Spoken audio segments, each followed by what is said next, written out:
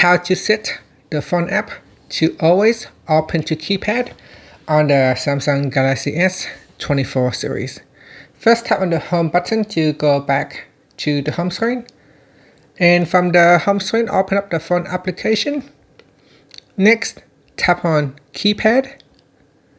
Then tap on the More button at the top. From the pop-up menu, tap on Open to Keypad. And that's it. So you can see here, if I go to Contacts and if I close my app, when I reopen my phone application, it will always open up to keypad, ready for you to make the call.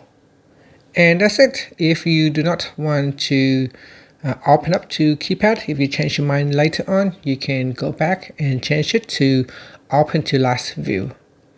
And that's it. So now if I go to Contacts, if I reopen my phone, it will go to the last view on my in the phone application. And that's it. Thank you for watching this video. Please like and subscribe to my channel for more videos.